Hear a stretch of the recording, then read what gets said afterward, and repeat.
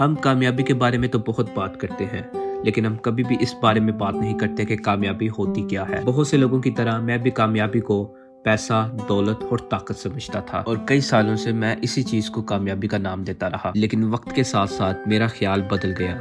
آپ دیکھیں گے کامیابی بہت ذاتی چیز ہے، اور آپ سمجھ جائیں گے میرا کیا مطلب ہے جب میں آپ کو دو بھائیوں کی مثال دوں گا۔ اب مان لیجئے دو بھائی ہیں، حسن اور علی، دونوں ہی ایک ساتھ پلے بڑے ہیں اور دونوں ہی ایک ہی یونیورسٹی میں پڑھے ہیں، اور یونیورسٹی سے فارغ ہونے کے بعد وہ دونوں الگ الگ راستے پر چلے گئے۔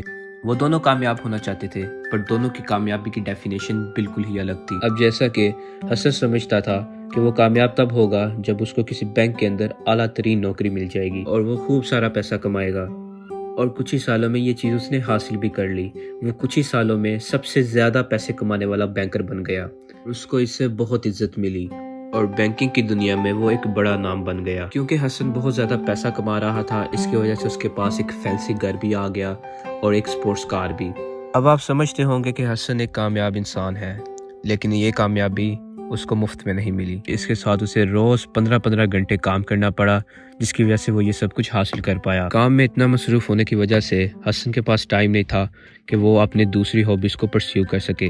حسن کام میں اتنا مصروف ہو گیا کہ وہ اپنے لیے وقت نہیں نکال پا رہا تھا، اور نہ ہی اس کے پاس وقت ہوتا کہ وہ باہر جا سکے اور لوگوں کے ساتھ مل کر بیٹھ کر بات کر سکے، نہ ہی اس کے پاس وقت تھا کہ وہ اپنا لائف پارٹنر ڈھونڈ سکے جو اس کے ساتھ ساری عمر زندگی بتا سکے۔ حسن اپنی نوکری میں اتنا بیزی تھا کہ وہ روزانہ دوسرے لوگوں سے ملتا اور صرف کام کے متعلق ہی بات کر پاتا، یہاں تک کہ جب حسن اپنا کام مکمل کر لیتا تو وہ گھر آ کر بھی آرام نہیں کر پاتا اور صرف کام کے بارے میں سوچتا رہتا۔ اس کے پاس صرف اپنے کام کے علاوہ اور کسی بھی چیز کے لیے وقت نہیں تھا، لیکن اس کامیابی تک پہنچنے کے لیے یہ ساری ضروری قربانیاں تھیں جو حسن کو دینا پڑی۔ اب یہ تھی حسن کی مثال، جو سمجھتا تھا کہ اس کے لیے کامیابی کی تعریف یہ ہے کہ اس کے پاس زیادہ پیسہ ہو، ایک بڑی گاڑی ہو اور ایک بڑا گھر ہو۔ اب آتے ہیں علی کی طرف، جو ان چیزوں کو کامیابی نہیں سمجھتا تھا۔ علی شروع سے ہی یہ سمجھتا تھا کہ کامیابی حاصل کرنا یہ نہیں کہ آپ کے پاس کتنا پیسہ ہے، کتنا بڑا گھر ہے یا کتنی بڑی گاڑی ہے۔ علی کو فوٹوگرافی کا شوق تھا، اور یونیورسٹی ختم ہوتے ہی علی نے فری لانسنگ کے طور پر فوٹوگرافی کا کام شروع کیا۔ اس کو ضرورت نہیں تھی کہ یہ روزانہ 15-16 گھنٹے کام کرے، لیکن یہ روزانہ 7 سے 8 گھنٹے کام کرتا اور اپنا باقی وقت لوگوں میں بتاتا اور اپنا وقت ان چیزوں پہ لگاتا جو اس کے لیے حقیقت میں اہم تھی۔